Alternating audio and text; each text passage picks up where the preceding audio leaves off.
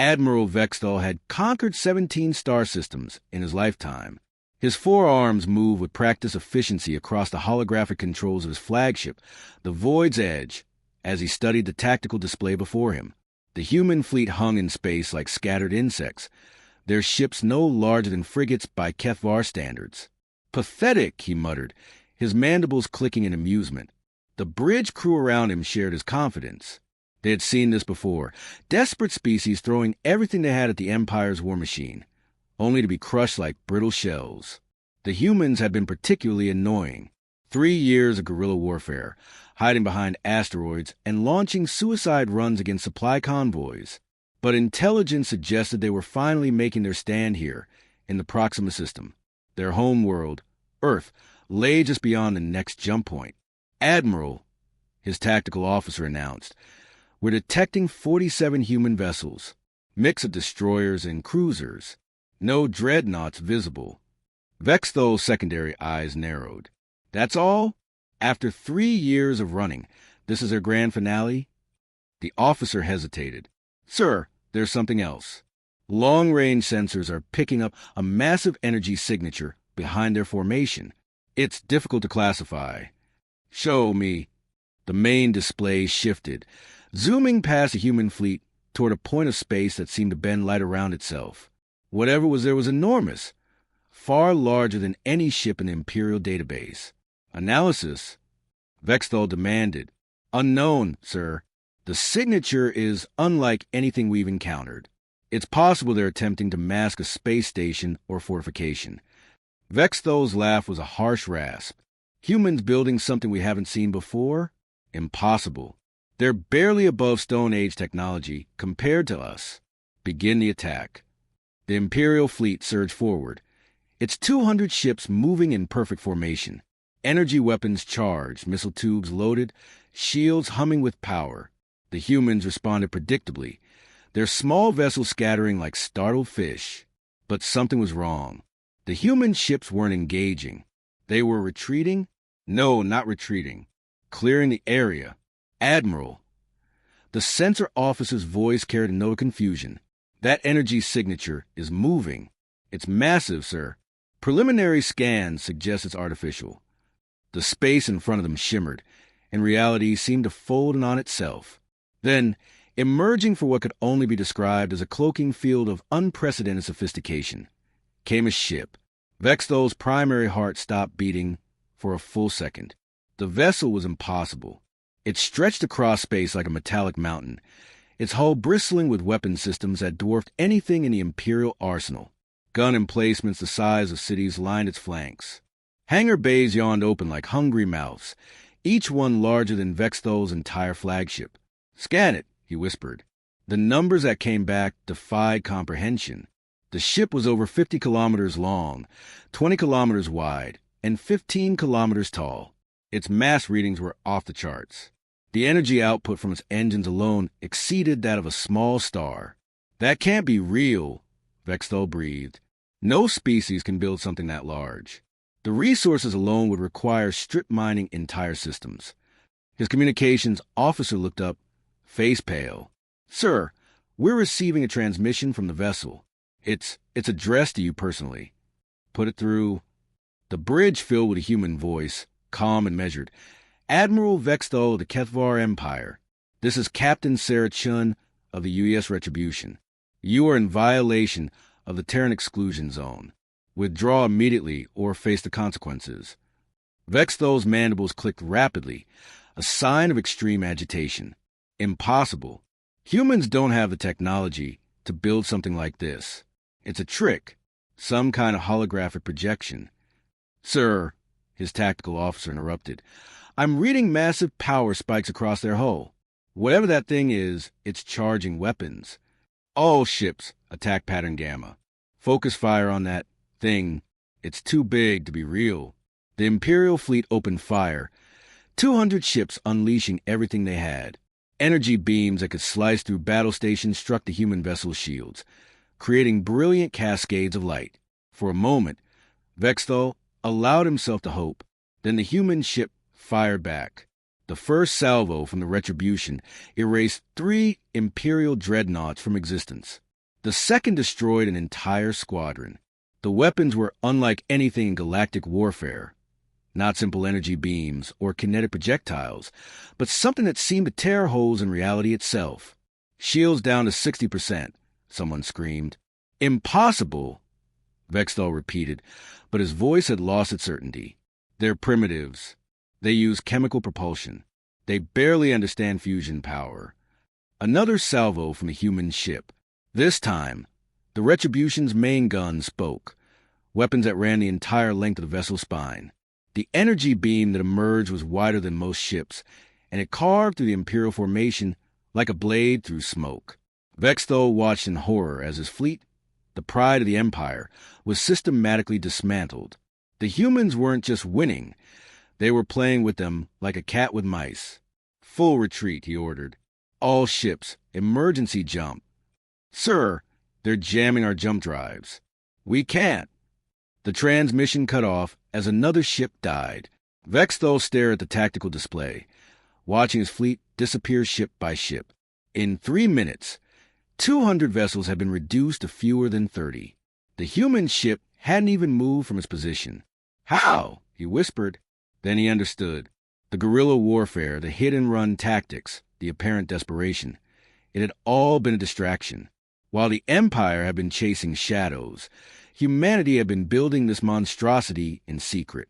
Sir, his communications officer said quietly, another transmission from a human ship. Put it through. Captain Chen's voice returned, still calm. Admiral, this is your final warning. Surrender now, or join the rest of your fleet. Vexthal looked at his remaining ships, then at the impossible vessel before him. His tactical mind, trained over decades of warfare, finally grasped the truth. Humanity hadn't been hiding because they were weak. They had been hiding because they were preparing. The bridge of the void's edge had fallen silent, except for the steady beeping of emergency systems. Vexthal's remaining 28 ships hung in space like wounded animals, their weapons powered down, shields flickering. The human vessel, the Retribution, loomed before them like a mechanical god. Admiral, his science officer whispered, I'm getting detailed scans now. This ship is not just large. It's sophisticated beyond anything in our databases. The hull composition includes materials we've never seen before. The energy distribution pattern suggests technology that's at least 2 centuries ahead of anything we've developed. Vexthal's secondary arms trembled as he processed the information. 2 centuries? That's impossible. Our last intelligence reports on human technology were from 6 months ago. They were still using primitive fusion drives and kinetic weapons. Sir, what if those reports were wrong? What if they wanted us to think they were primitive? The Admiral's compound eyes fixed on the tactical display. 3 years of guerrilla warfare suddenly took on a new meaning. Every time the Empire had pursued human forces, they had vanished into deep space. Every time Imperial fleets had tried to track them to their bases, they had found nothing but empty systems. They weren't running, he realized aloud. They were leading us away from something. Captain Chen's voice crackled through the communication system again. Admiral Vexthal, you have 60 seconds to respond to our surrender demand. I strongly advise you to consider your options carefully. Vexthal activated his personal communicator. Captain Chen, I need to understand. How did you build this? The resources required would be astronomical. There was a pause before Chen responded. Admiral, humanity has been preparing for this war for over a century. We've had time to think, time to plan, time to build. A century? The Empire only made contact with your species 30 years ago. Contact, yes, but we've been watching you for much longer. The implications hit Vexthal like a physical blow. You've been observing us? How? Did you really think you were the only species capable of stealth technology? We've been studying your empire, your tactics, your weaknesses. We've been inside your space for decades, invisible and patient. Vexthal's mandibles clicked frantically. This is madness. No species has that kind of foresight, that kind of discipline. You're about to learn what human discipline looks like. Admiral, we built 17 ships like the Retribution. This is just the beginning. The blood in Vexthol's veins turned to ice. 17. Each one stationed at a strategic point throughout your empire. While you've been playing your little war games, we've been positioning ourselves. Your supply lines, your major colonies, your homeworld. We know where everything is. On the bridge, Vexthol's crew exchanged terrified glances. The tactical officer pulled up a galactic map, and with growing horror, they began to understand the scope of what they were facing. "Sir," the communications officer said shakily, "I'm detecting similar energy signatures at 17 different locations across Imperial space. All of them are near major population centers." Vexthol sank into his command chair. "You're holding the entire Empire hostage. We're ensuring peace. Admiral, your Empire has a choice. End this war now, withdraw from all human territories, and accept our terms for coexistence, or face the consequences of your aggression." "What terms?" "Complete demilitarization of your border systems, reparation for the colonies you've destroyed, and most importantly, recognition of human sovereignty over our claimed territories." Vexthol's laugh was bitter. "The High Council will never agree to those terms. They'd rather see the Empire burn than submit to humans. Then they'll get their wish." The certainty in Chen's voice was terrifying. This wasn't a bluff or a negotiation tactic. These humans had spent a century preparing for this moment, and they were ready to follow through on their threats. "You're talking about genocide," Vexthol said quietly. "We're talking about consequences. Your empire has spent 3 centuries conquering and enslaving other species. You destroyed hundreds of worlds and billions of lives. We're simply ensuring that stops now." Vexthol closed his eyes, trying to process the magnitude of what he was hearing. "How many others know about this? How many species have you contacted?" "All of them. Every species your empire has ever conquered, enslaved, or threatened. They're all watching Admiral, waiting to see if justice finally comes to the Kethvar Empire." The bridge fell silent as the implications sank in. The Empire wasn't just facing one angry human fleet. They were facing a coalition of every species they had ever wronged, backed by technology that made their own seem primitive. "The other ships," Vexthol said slowly, "the ones that fled, are they being given the same choice you're being given right now? Surrender and live, or continue fighting and face extinction?" Vexthol's tactical display showed the locations of the other Imperial fleets. One by one, their signals were going dark. Not destroyed, captured, or surrendered. "How long do I have to decide?" "The High Council has been sent our terms. They have 72 hours to respond. If they refuse, or they attempt to gather forces for a counterattack, we'll consider that a declaration of total war. And if they agree, then we'll have peace. Your empire will be reduced to its core systems, but your people will live. The choice is yours." Vexthol looked at his crew, at the faces of soldiers who had followed him through countless victories. They were looking to him for leadership, for a miracle that would save them from this impossible situation. But there was no miracle coming, only the cold reality of human preparation and human resolve. "Captain Chun," he said finally, "I formally surrender my fleet to your command. Acknowledged, Admiral. Please power down all weapons and prepare for boarding. You and your crew will be treated according to the standards of civilized warfare." As his ships complied with the surrender order, Vexthol allowed himself one last moment of professional respect. "Captain, may I ask you something?" "Of course." "Was any of this real? The guerrilla warfare, the desperation, the apparent weakness?" Chen's response carried a note of something that might have been sympathy. "Admiral, everything you saw was real. We were desperate. We were afraid. But we were also ready. That's what makes us human." The boarding shuttles that approached the void's edge were unlike anything in Vexthol's experience. They moved with impossible precision, their hulls gleaming with the same unknown materials as the Retribution. Each shuttle was larger than a Kethvar fighter, yet they maneuvered with the grace of insects. "Sir," his security chief reported, "our scanners can't penetrate their hull plating. We have no idea how many troops they're carrying or what weapons they have." Vexthol nodded grimly. "Stand down all security forces. Order them to lay down their weapons and cooperate fully. I won't have my crew slaughtered for the sake of Imperial pride. The docking bay filled with the hiss of equalizing pressure as the first shuttle settled onto the deck. Vexthol stood at attention, flanked by his senior officers, as the shuttle's ramp lowered. What emerged defied every expectation he had about human military forces. The soldiers were tall. Even by human standards, their movements fluid and controlled. Their armor was sleek and form-fitting, with no visible joints or seams. Energy patterns flowed across the surface like living circuits, and their helmets were smooth ovals that revealed nothing of the faces beneath. But it was their weapons that truly unsettled him. Each soldier carried what appeared to be a simple rod, no longer than a baton. Yet as they moved, the rod's hum would contain energy that made Vexthol's chitin tingle. Admiral Vexthol, the lead soldier, spoke, her voice clear despite the helmet. I am Commander Torres, representing the Terran Defense Coalition. You and your crew are now prisoners of war. I understand, Vexthol replied.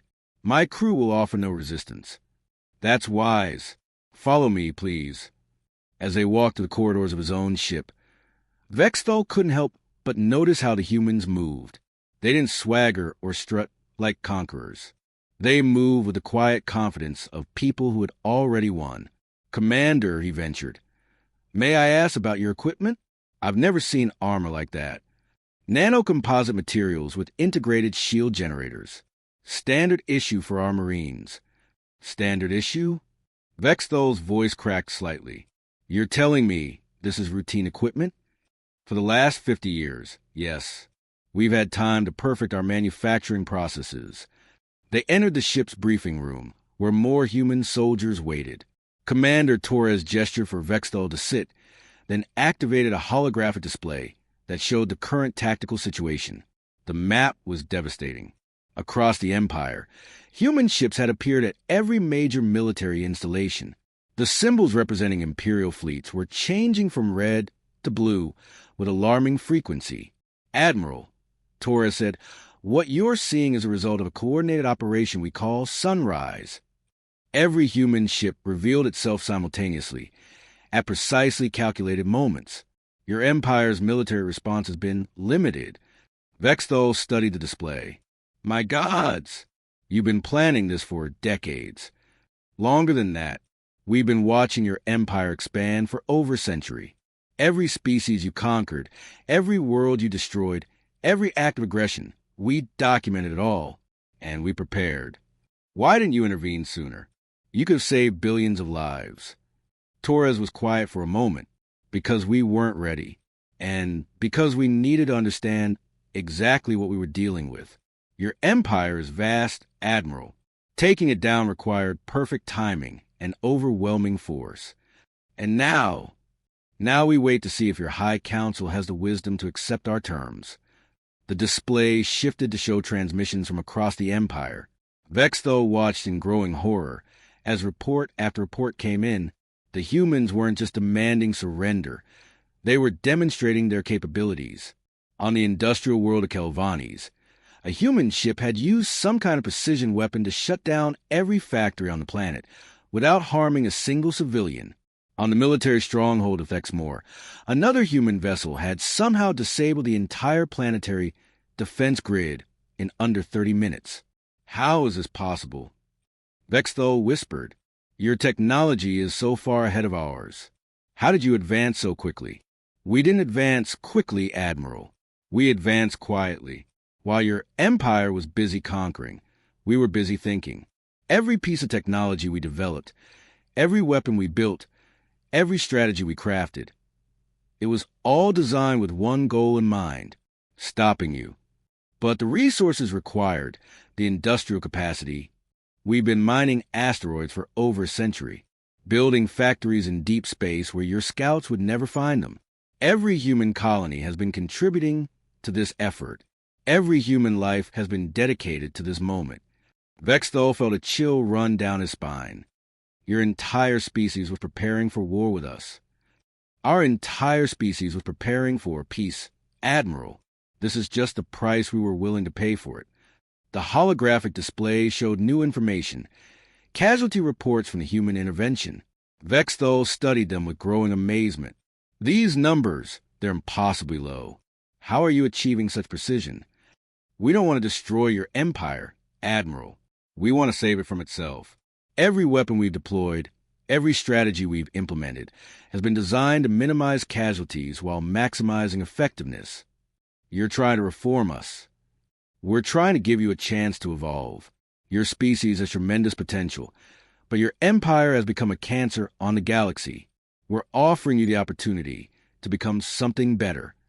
Vexthal looked at the tactical display again. The numbers were staggering.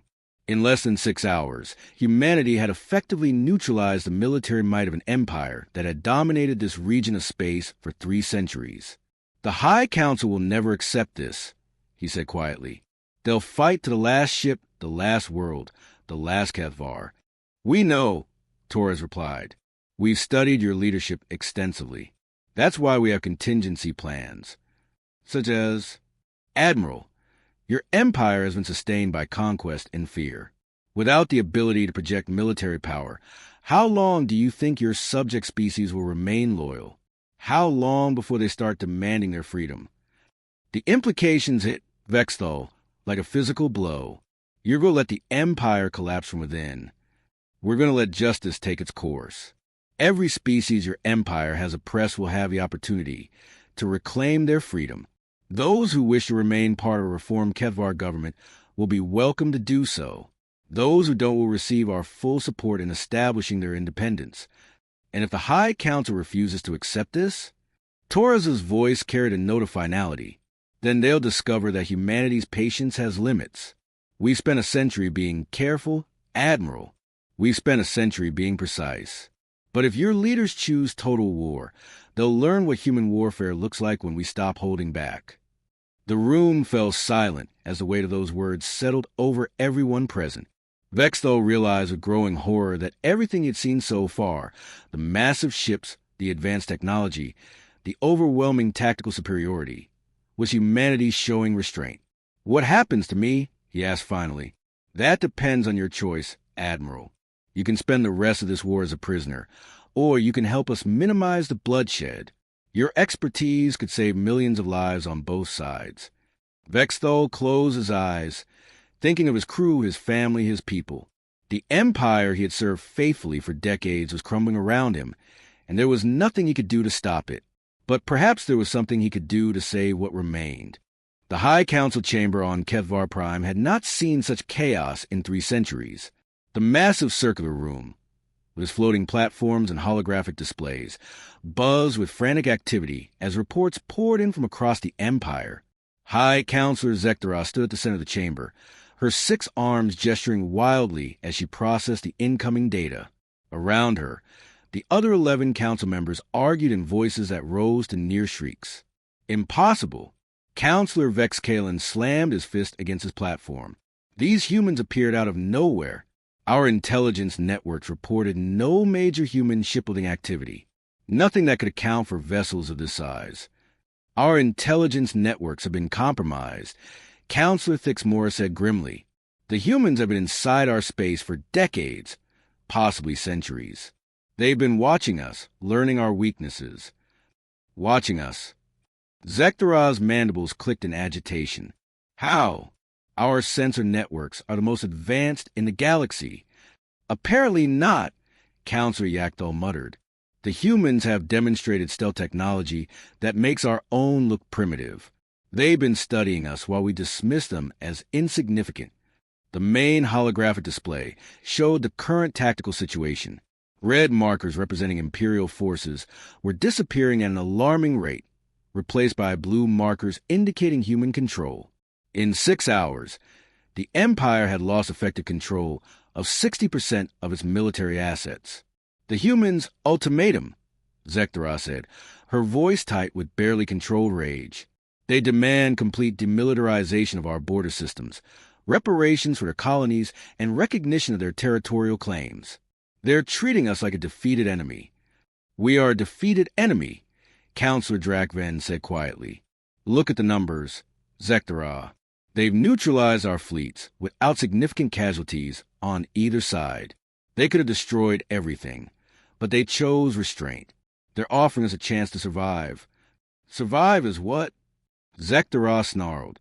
As a vassal state, as a shadow of our former glory, the Kethvar Empire has ruled this region for 3 centuries. We don't bow to anyone. And where has that pride gotten us? Drakven stood, his forearms spread wide. We've created enemies across the galaxy. Every species we've conquered, every world we've enslaved, every act of aggression. It's all coming back to haunt us now. The humans aren't acting alone, Counselor Hyvenala reported from her platform. I'm receiving communications from our subject species. They're demanding independence, immediate withdrawal of Imperial forces, and... She paused, her voice shaking.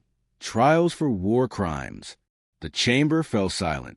The implications were staggering. If their subject species rebelled simultaneously, supported by human technology and firepower, the Empire would collapse within months. How many of our species are we talking about? Zektarai asked. 47 different species across 236 worlds. They're coordinating their demands, clearly with human support. Counselor Vex Kalen laughed bitterly. So this is their strategy. They don't need to destroy us militarily. They're turning our own empire against us. It's brilliant, Drakven admitted grudgingly. They've studied our power structure, identified our weaknesses, and exploited them with surgical precision.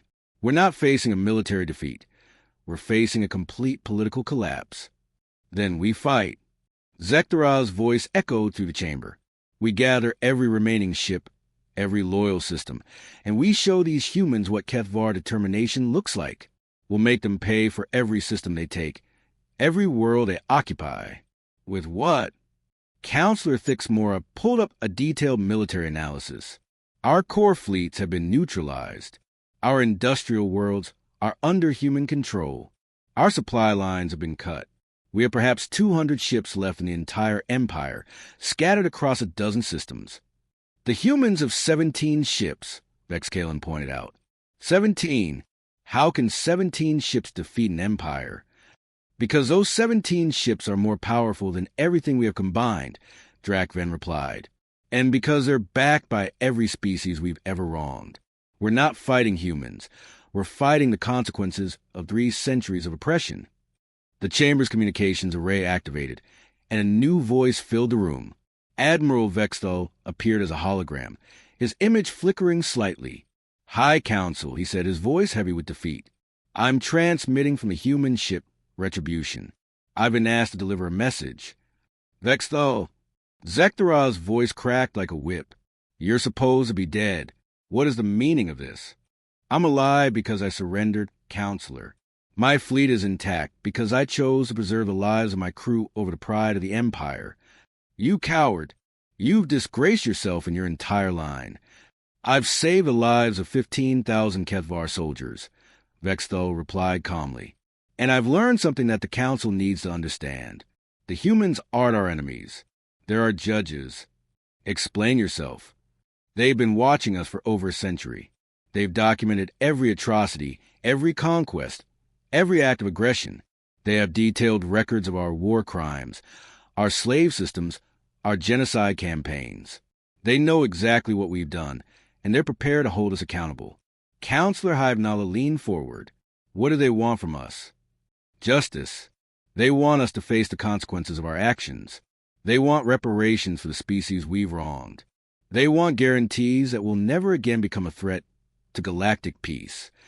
And if we refuse, then we'll discover what human warfare looks like when they stop being merciful. Vexthal's image flickered as he paused. Then they'll let the galaxy judge us. Every species we've oppressed, every world we've destroyed, every family we've torn apart, they'll all have their say, and the humans will provide them with the means to enforce their judgment. You're talking about the complete dissolution of the Empire, Zektaraz said. I'm talking about the evolution of the Empire. The humans aren't interested in destroying us. They're interested in reforming us. They want to see if we're capable of becoming something better than we've been. And you believe this? I've seen their technology, Counselor. I've witnessed their capabilities. They could have destroyed my fleet in minutes, but they chose to capture us instead. They could have bombarded our worlds, but they chose precision strikes against military targets. They're showing us a level of restraint that we never showed to anyone else. The chamber erupted in argument as the counselors debated their options. Some called for continued resistance, others for negotiation, still others for complete surrender. Finally, Zektorah called for order. "Admiral, what do the humans want from us immediately?" A response to their ultimatum within 66 hours. And a demonstration of good faith. What kind of demonstration? They want us to begin withdrawing from the systems we've occupied by force. They want us to start releasing political prisoners. And they want us to establish a commission to investigate our own war crimes. "That's suicide," Counselor Vex Kalen snarled. "If we admit to war crimes, we'll be tried and executed. If we don't," Vexthal replied, "we'll be judged by the entire galaxy. At least this way, we have some control over the process." Zektorah closed her eyes, feeling the weight of centuries of imperial power crumbling around her. How long do we have to decide? The humans have been very specific about their timeline. If we don't respond within the allotted time, they'll consider a rejection of their terms. And then we'll discover what human warfare looks like when they stop being merciful. The silence in the High Council chamber stretched for what felt like eternity. Zektorah stared at the holographic display, showing the systematic collapse of their empire, her 6 arms trembling with rage and fear. 66 hours, she whispered. 3 centuries of expansion, and they expect us to surrender it all in 66 hours. The alternative, Drakven said quietly, is total annihilation, not just of our military, but of our entire species. The humans have made that very clear. Have they? Zektorah's voice carried a note of desperate hope. Or are they bluffing? Perhaps their mercy is actually weakness. Perhaps they don't have the stomach for true warfare. Admiral Vexthal's hologram flickered with what might have been amusement. "Counselor, I've been aboard their ships. I've seen their technology. What they've shown us so far is restraint, not weakness. They're holding back because they want to preserve as much life as possible. But what if we force their hand? What if we make them show us their true capabilities? Then we'll all die," Vexthal said simply. "Every Kethvar in the galaxy will die. They have the power to sterilize our home world from orbit, and they have the moral justification to do it. The only reason we're still alive is because they believe we can be better than we are." "Better?" Zektorah's laugh was bitter. "We're apex predators. We're the culmination of millions of years of evolution. We don't become better. We become extinct." Then, perhaps, a new voice interrupted. "It's time for you to evolve." The chamber security system screamed warnings as space itself seemed to fold, and Captain Sarachin materialized in the center of the room. She wore no armor, carried no visible weapons, yet her presence filled the chamber with an aura of absolute authority.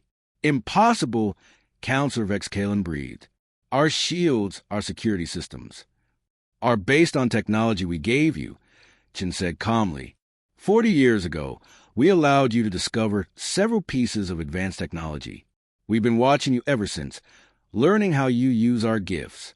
You've been manipulating us," Zektorah snarled. "We've been studying you. There's a difference." Chin walked slowly around the chamber, her eyes taking in each counselor with unsettling intensity. "We needed to understand whether your species was inherently violent or whether your empire had simply corrupted you. The answer, I'm pleased to say, is the latter. You're insane," Zektorah spat. "We are what we are. We conquer because it's our nature." "No," Chin replied, stopping directly in front of the High Counselor. "You conquer because it's what you've been taught to do. We've been monitoring your outer colonies, the ones farthest from Imperial control. The Kethvar living there are peaceful, cooperative, even compassionate. Your species has tremendous potential. Your empire has simply been wasting it." "Lies." "Facts. Would you like to see the evidence?" Chin gestured, and the chamber's holographic display shifted to show images from the outer colonies. Kethvar farmers working alongside other species. Kethvar scientists collaborating on peaceful research. Kethvar children playing with alien younglings. "Propaganda," Counselor Vex Kalen muttered, but his voice lacked conviction. "Reality," Chin corrected. "This is what your species becomes when it's not poisoned by Imperial ideology. This is what we're offering you, the chance to become who you really are. And if we refuse? Chen's expression didn't change, but the temperature in the chamber seemed to drop several degrees. Then you'll face the consequences of your choices. Every species your empire has oppressed will have their day of judgment. Every world you've destroyed will be avenged. Every life you've taken will be paid for. You're talking about genocide. I'm talking about justice. There's a difference. Chen activated a personal communicator. Computer, display the accountability protocol. The holographic display, filled with data that made every counselor gasp. Lists of names, dates, locations. A comprehensive record of 3 centuries of imperial atrocities. War crimes documented in excruciating detail. Genocide campaigns mapped with surgical precision. Entire species cataloged as extinct by imperial action. This is what we're holding you accountable for, Chen said. Every single entry in this database has been verified by multiple sources. We have testimony from survivors, evidence from archaeological sites, records from your own archives. There's no denying what your empire has done. Our archives are classified, Counselor Thixmore said weakly. We're classified. We've had access to your central databases for over 50 years. We know more about your empire's crimes than you do. Zektora's mandibles clicked rapidly. What do you want from us? I want you to choose. You can accept our terms, begin the process of making amends, and earn your species' right to exist in this galaxy. Or you can refuse and face the combined judgment of every species you've wronged. And if we choose the first option, then you'll have a chance to rebuild. Your empire will be reduced to your core systems, but your species will survive. You'll be monitored, restricted, but alive. Your children will grow up in a galaxy where they're known for their contributions, not their conquests. You're asking us to abandon everything we are. I'm asking you to abandon everything you pretended to be. Your species is capable of so much more than warfare and oppression. We've seen it in your outer colonies, in your dissidents, in individuals like Admiral Vexthal, who chose mercy over pride. The chamber fell silent as the counselors absorbed the weight of the choice before them. Finally, Drakven spoke. What guarantees do we have that you won't simply destroy us once we surrendered? None, Chen replied honestly. You'll have to trust us, just as every species you conquer had to trust that you wouldn't simply exterminate them. The difference is, we've given you reasons to trust us. We've shown restraint when we could have shown force. We've offered terms when we could have demanded unconditional surrender. And the other species, the ones demanding our blood, will get justice, not revenge. War crimes tribunals, not lynchings. Reparations, not retribution. But only if you cooperate. If you force us to take what you won't give, then we can't control what happens next. Counselor Hybnala leaned forward. Captain, may I ask you something? Of course. Why? Why go to all this trouble? Why not simply destroy us and be done with it? Chen was quiet for a long moment. Because we remember what it's like to be underestimated. A century ago, every species in this galaxy looked at humanity and saw primitives, barbarians, creatures barely above animals. We were dismissed, ignored, written off as irrelevant. And now we're the most powerful force in the galaxy. We've proven that potential isn't about where you start. It's about where you choose to go. We're giving your species the same opportunity we gave ourselves. The opportunity to evolve. The opportunity to become worthy of the galaxy you've been given. Zektora closed her eyes, feeling the weight of history pressing down upon her. How long do we have to decide? The countdown continues. 64 hours and 37 minutes. And if we agree to your terms, then we begin the long process of healing. It won't be easy. There will be trials, reparations, restrictions. Your empire will become a shadow of its former self. But your species will survive, and perhaps someday, your children will be proud of what you become. The High Counselor opened her eyes and looked around the chamber at her fellow counselors. She saw fear in their faces, but also something else. Hope. The same hope she felt stirring in her own hearts. Captain Chun, she said finally, we accept your terms. All of them, including the war crimes tribunals. All of them. May the gods forgive us for what we've done, and may the galaxy forgive us for what we're about to become. Chen nodded solemnly. Admiral Vexthal was right about one thing. Counselor, this is the beginning of your evolution. Whether you become something better or something extinct depends entirely on the choices you make from this moment forward. And you? What becomes of humanity after this? We continue doing what we've always done. We watch, we learn, we prepare, and we hope that someday we won't have to be the galaxy's policeman anymore. As Captain Chen's image faded from the chamber, Zekdara realized that she had just witnessed the end of one era and the beginning of another. The Kethvar Empire was dead, but perhaps, just perhaps, the Kethvar species could still be saved. The last words of Admiral Vexthal echoed in her mind. That can't be Earthship, it's too big. They had all made the same mistake. They had underestimated humanity's capacity for preparation, for patience, for mercy. They had seen the humans' restraint as weakness, never realizing it was actually strength. Now, they would learn what it meant to be judged by a species that had spent a century learning to be better than their enemies.